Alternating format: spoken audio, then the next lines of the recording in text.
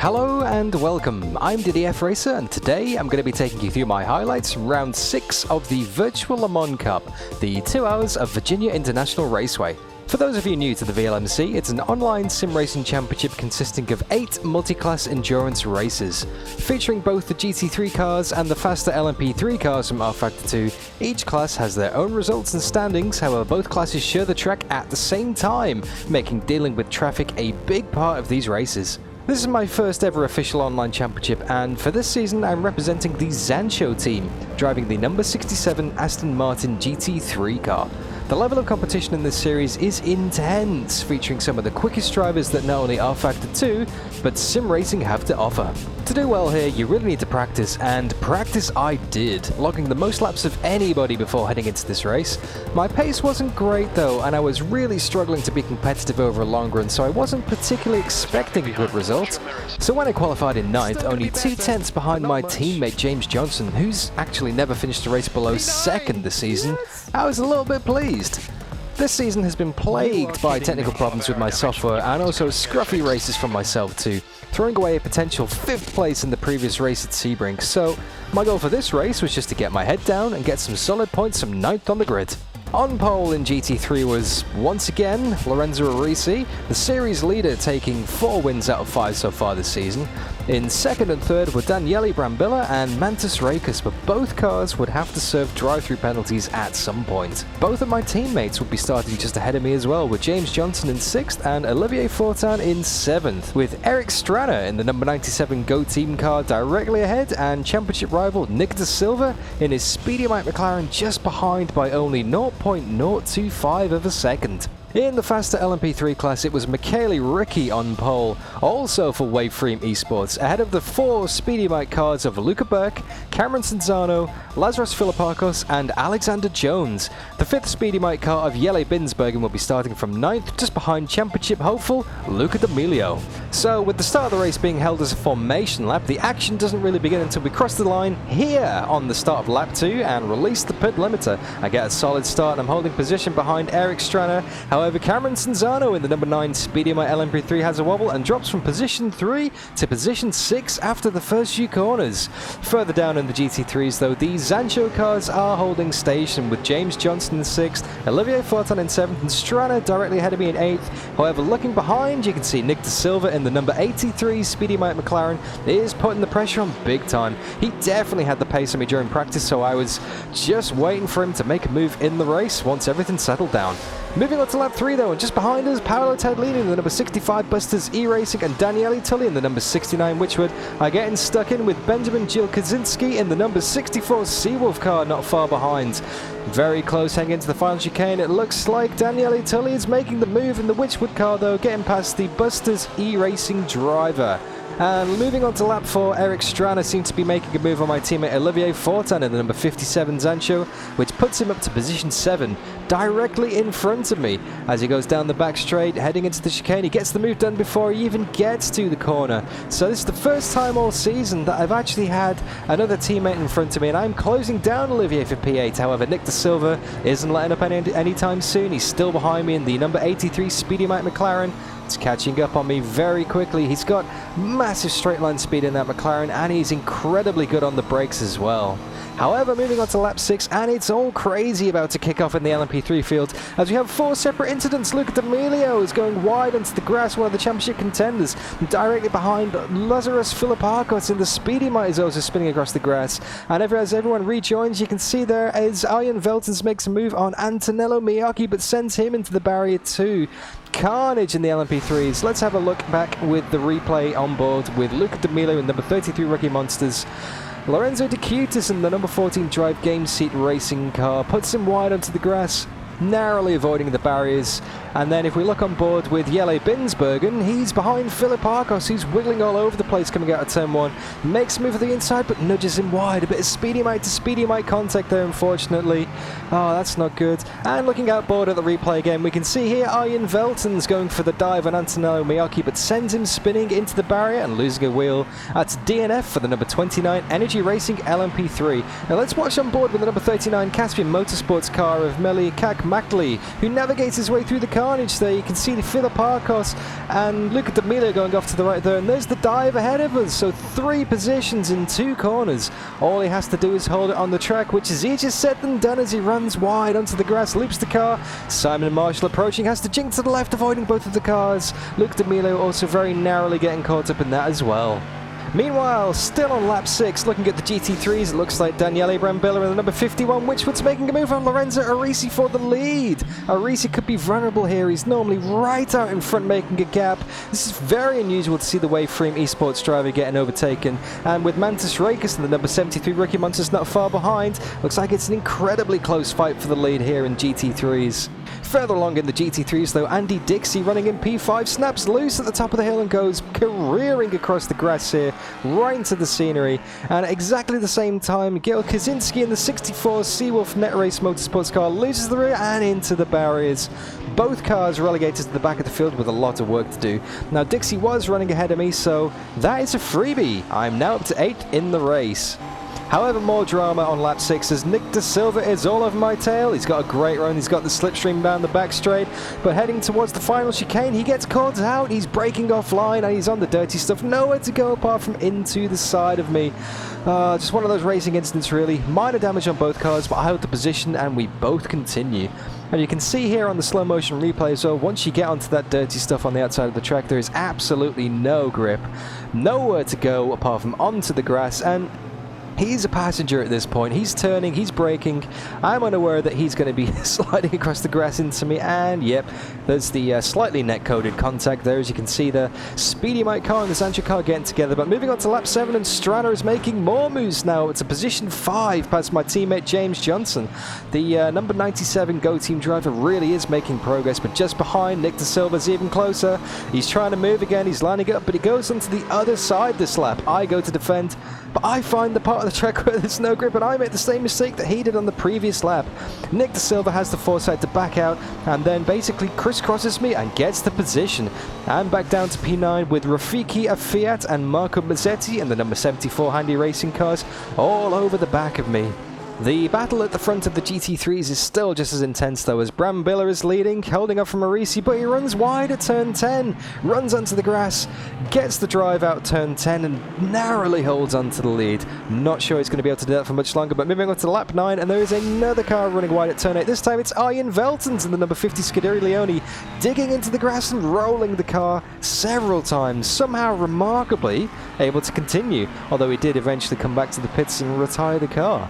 So have a look at the replay here, the slow motion. The car just wants to get some air underneath it, and once it digs in, he's just a passenger as well. Ian Veltons there, going for a roll in the number 50 Scuderia Leone.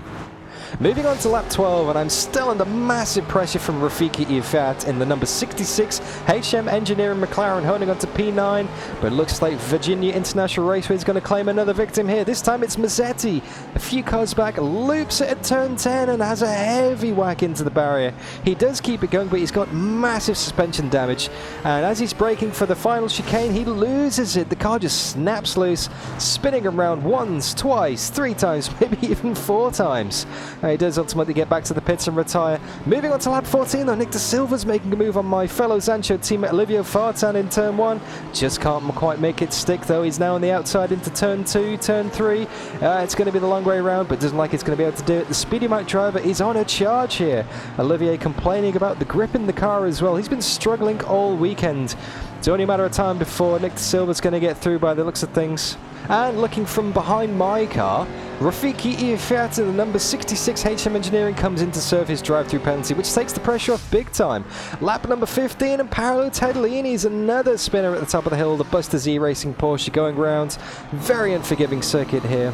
And moving on towards the end of lap 15 here, it looks like Nick De Silva finally makes a move on Olivier Fortin. Epic on the brakes in that Speedy Mite. Olivier's just got no answer for him. That McLaren is epic on the brakes.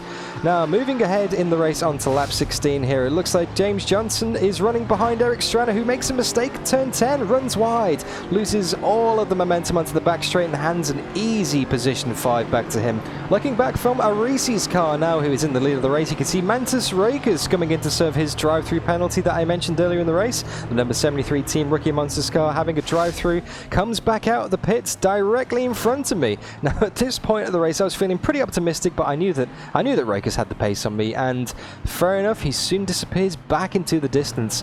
And moving on to lap 17, there is massive dramas for the Speedy Mite LMP3s, as Alex Jones in the 48 runs wide at turn 10, throws away position 2, but directly behind him, Jelle Binsbergen straight into the back of him. The two Speedy Mite cars crashing into each other.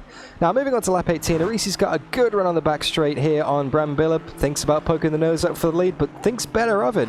Turns out only a few corners later, Bram Biller would have to serve his drive-through penalty as well, coming into the pits and handing over the lead to Lorenzo Arisi. Lap 19, though, looks like Bram Biller's out the pits and Rakes has got the position up to P2, but his teammate Simon Marshall in the LMP3 runs him wide, handing the position straight back to Daniele Brambilla again. Oh, that was a bit cheeky there. Let's have a look at the replay. You can see him coming up on Brambilla. He gets the position, but there's LMP3s all over the place. Cameron Zanzano in the Speedium out there. And then Simon Marshall gives him a little tap wide, pushes him wide. Oh, look at that. That's a little bit cheeky. It looks like Daniele Brambilla gave him a little safety nudge as well, just to make sure of second position. A little bit later in the lap, and now we have dramas for the other Rookie Monsters LMP3. Luke D'Amelio contact with Lorenzo De Cutis there, trying to get position 4 overall. Looks like he's okay, though. Just trundling over the grass, trying to get back onto the track. Goes directly into the path of Daniele Tully's Witchwood Aston Martin car here. A little bit of a brain fade moment for D'Amelio there. Looks like he does have a little bit of damage, so he decides to pull the car over to the side of the track and retire that Rookie Monsters LMP3. Let's have a look on board with Tully here. He heads into the chicane, and there's just nowhere for him to go. You just don't expect the car to rejoin the circuit at such a speed and such an angle. Absolutely unfortunate there, but moving on to lap 20 and turn 10 claims another victim with my teammate Olivier Fortin going end over end. Cameron Zanzano crashes into the side of him as well. Olivier's got massive damage on both sides of the rear suspension, and as he's braking for the final chicane, he loses the rear just like Marco Mazzetti did a few laps earlier.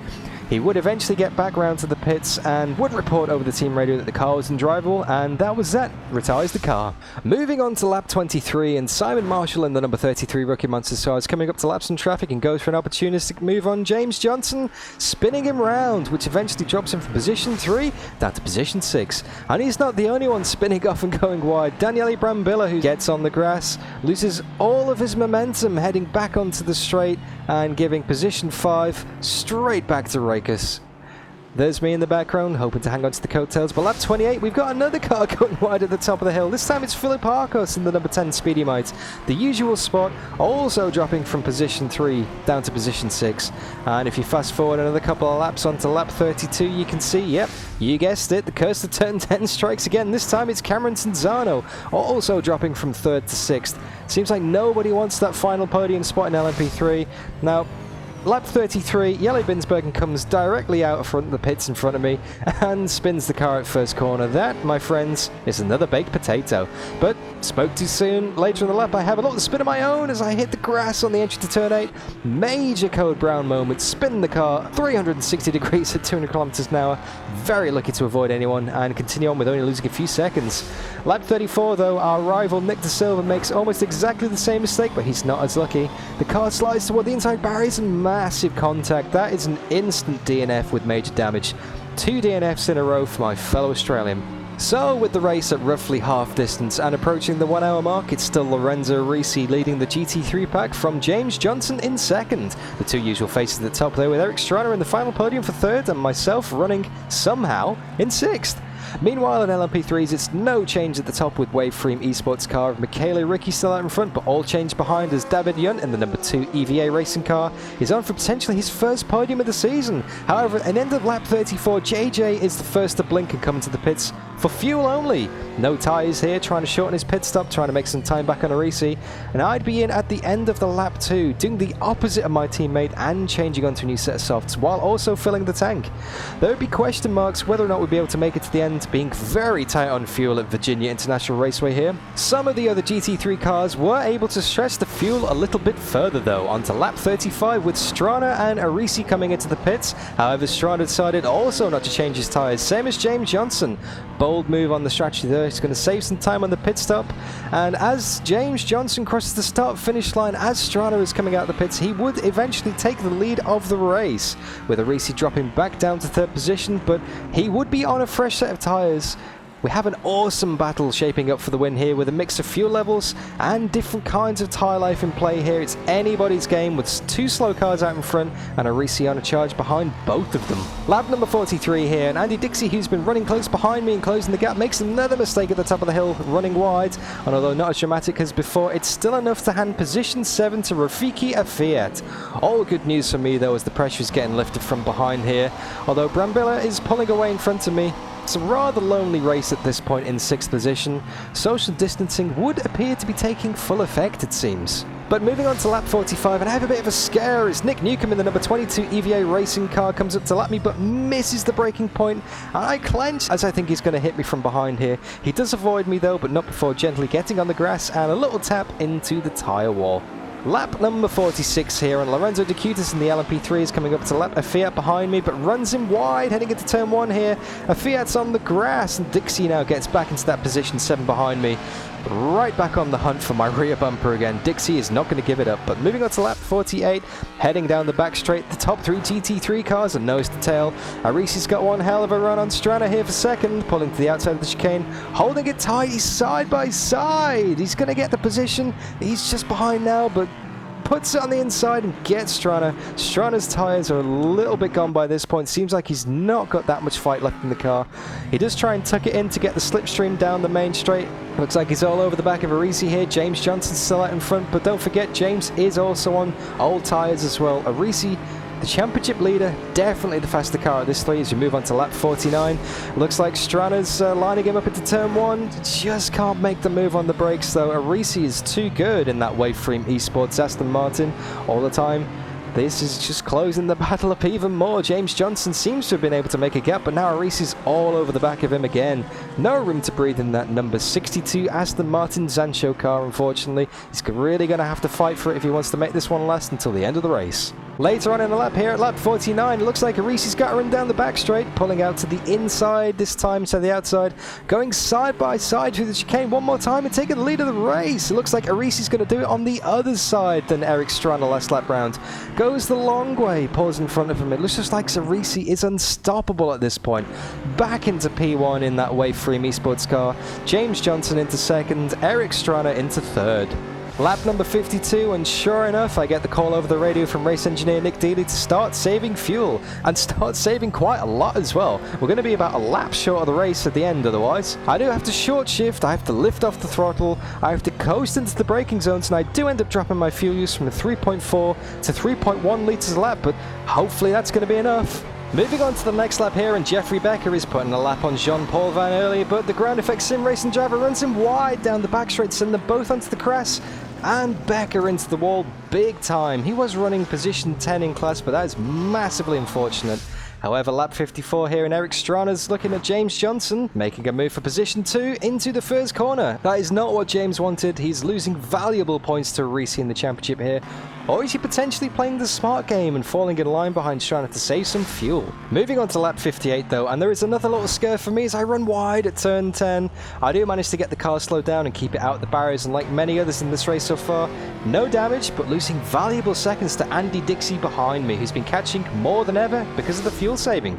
Lap 59 here, and David Yunt is running position 2 in LMP3, loses a position to Simon Marshall, and then immediately throws the car away over curb, spinning several times before ending up in the tyre barriers and at a complete stop. He does get going, but with a severely damaged car, Shawn Jacobs, the race director, has no option but to call a code 80 and neutralise the field.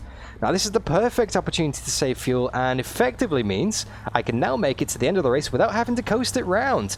My teammate James Johnson is taking no risks though, and decides to use this virtual virtual safety car period to come into the pits, get a splash of fuel, but also fresh tyres. It only cost them some stationary time, but that's still 20 seconds lost, although the car will be rapid for this final part of the race. Lap number 60, and the green flag gets called exactly as he's coming out of the pits. Perfect timing. He's behind the LMP3 of Jelle Binsbergen though, but gets caught out going into turn 1 by the early braking of Jelle. The number 38 Speedy Mike gets tapped in the rear and gets sent spinning round.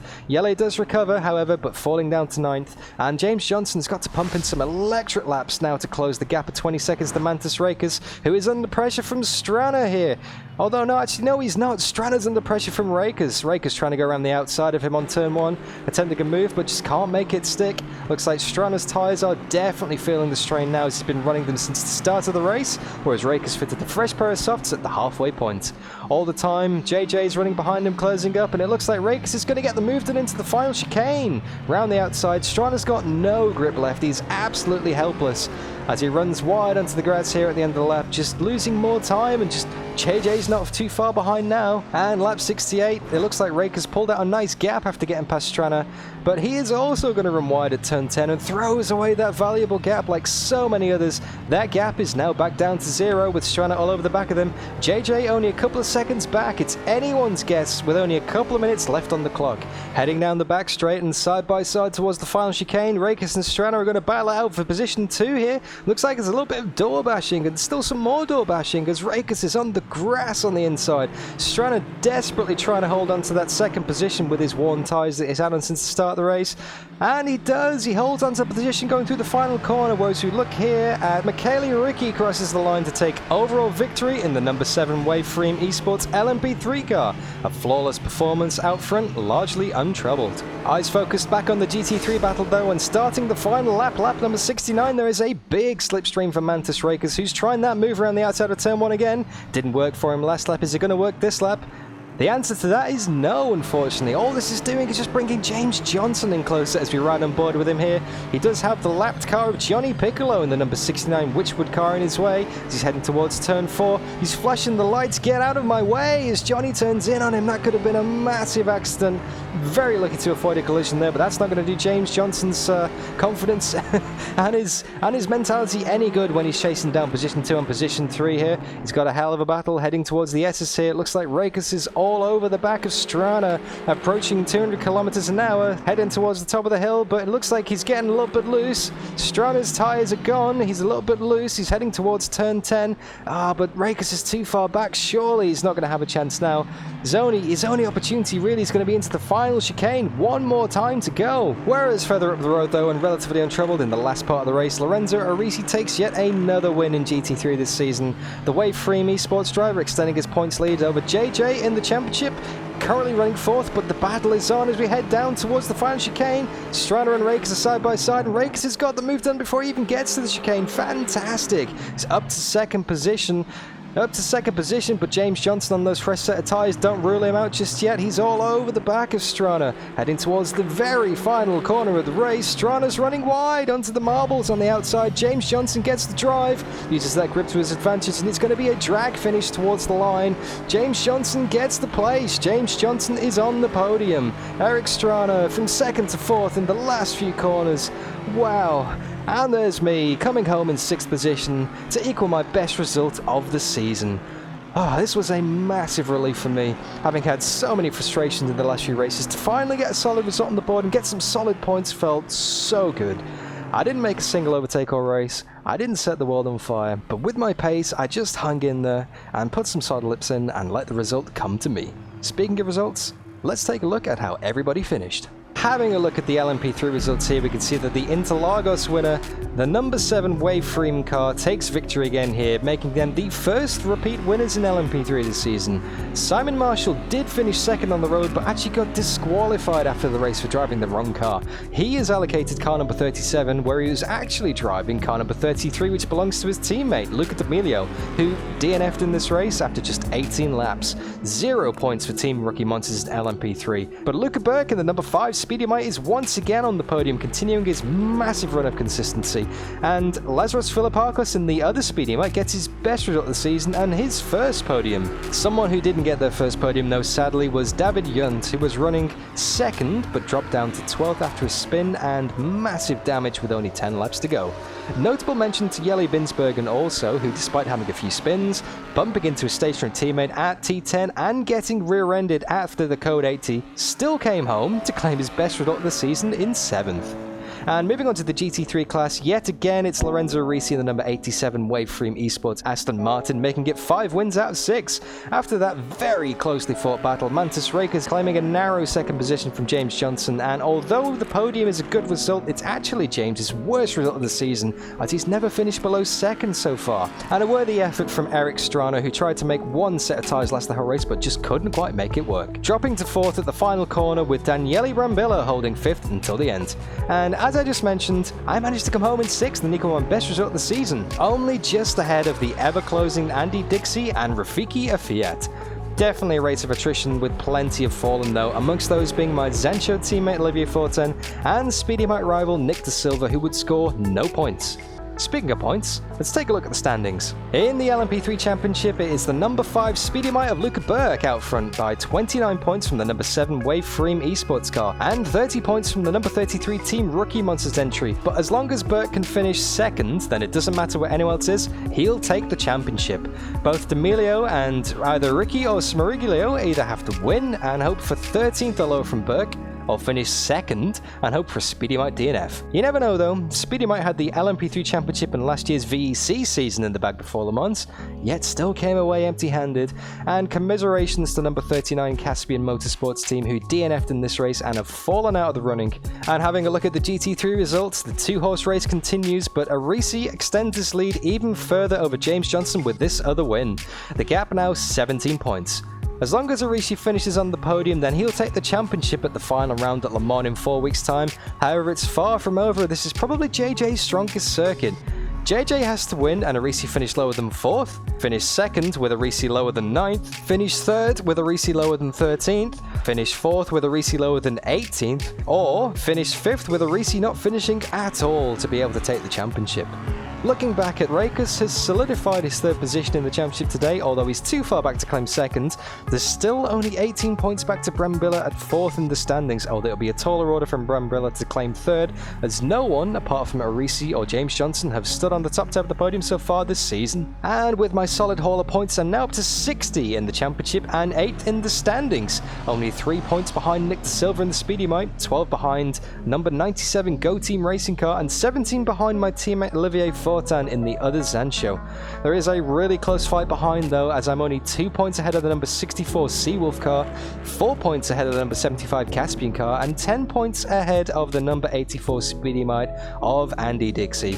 It is all to play for in the next and final round, the 4 hours of Le Mans. Taking place on the 18th of April and starting at 3 PM GMT, this race is double the length of the usual 2-hour races we've done so far this season, and because of that, I'm going to need some help driving the car. Not only is Lewis McGlade rejoining the car after doing such a good job filling in for me into Lagos at round 4, I'm also going to be sharing driving duties with none other than Aidan Millward. Yes, that's right, it's going to be a trio of commentators and content creators rounding off the season in style. I'm going to be streaming the full 4 hours live, whether I'm in the car myself or spectating my co-drivers, as we push to get as many points as possible and get the number 67 Zansho car as far up the standings as possible. Hopefully you can make it, and I'll see you in the live chat if you can one more time this season. It's always a pleasure sharing these races with you guys and putting these highlight videos together, so if you enjoyed the video, then don't forget to leave it a like, say hi, and make sure you subscribe and press that notification bell for more of the same. I've been DDF Racer. Thank you so much for watching.